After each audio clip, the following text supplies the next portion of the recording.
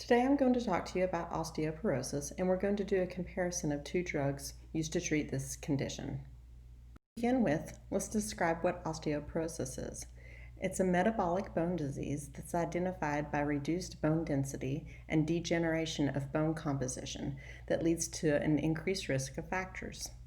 The pathophysiology of it is an increase in bone remodeling rates of cancellous and cortical bone. You also have thinning of trabecular bone, which leads to reduced cortical bone thickness.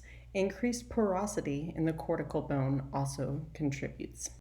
The best way to diagnose osteoporosis is with a bone mineral density test. This is done with central DXA. It measures the bone density of the hip and spine with a machine for diagnosis. You can also do labs such as a CBC, a SED rate, a CRP, or a serum calcium. The first drug I'm going to discuss to treat osteoporosis is alendronate. Its drug class is a biphosphonate. Its mechanism of action is for biphosphonates to attach to hydroxyapatite crystals. When this happens, it leads to a decrease of osteoclastic activities, which equals decreased bone resorption. This process allows for increased bone mass. Possible drug interactions are aspirin, NSAIDs, and antacids. Next, we look at the efficacy of alendronate. Biphosphonates are the first drug of choice to treat osteoporosis. They're a beneficial treatment in osteoporosis in postmenopausal women and also in men.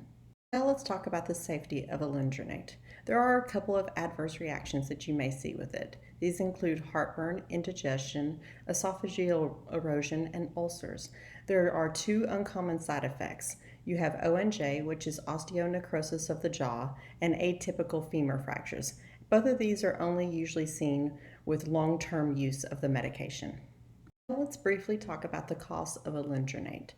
Retail price for alendronate usually starts out at about $11.70 for 70 milligrams of the medication, which is 4 tablets in 1 month's supply. The highest price goes up to $77.40 for a month's supply as well. Now let's talk about the expected outcomes of alendronate. You should see a reduction in fractures, preservation of bone mass, and decreased bone remodeling. Now let's talk about the second drug for osteoporosis, denosumab. Its drug classification is a monoclonal antibody.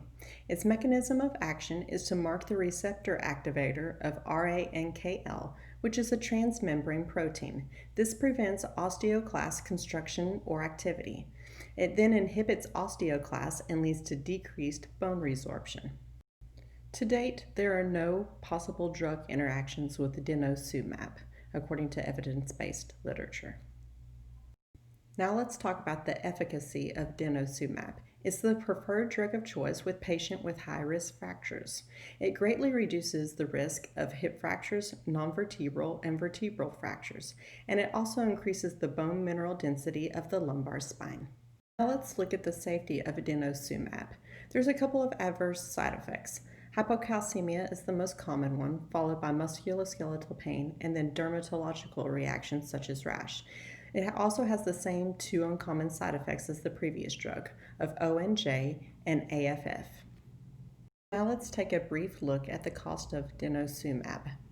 The retail price starts out at $1,226.97. One injection lasts 6 months. The highest price isn't much more, it's $1,242.57. The expected outcomes for denosumab are increased bone mineral density, a decrease in the risk of fractures, and it also prevents the advancement of osteoporosis. With osteoporosis, we consider genetic factors such as bone mineral density, which accounts for 50 to 85% of bone mass. The environment, you want to avoid falls, and as far as lifestyle, you can reduce fractures with consistent physical activity and a healthy diet. So to conclude this presentation, let's do a quick comparison of our two drugs. First, we have alendronate. The evidence-based practice says that it's the first line of treatment for osteoporosis. It's also the most cost-effective, but we also have denosumab. It's the drug of choice for high-risk fractures, and the evidence-based literature suggests that it retains more bone mineral density, but it's also less cost-effective. So in conclusion, I hope you've enjoyed this presentation and learned a little bit about two drugs to treat osteoporosis. Thank you.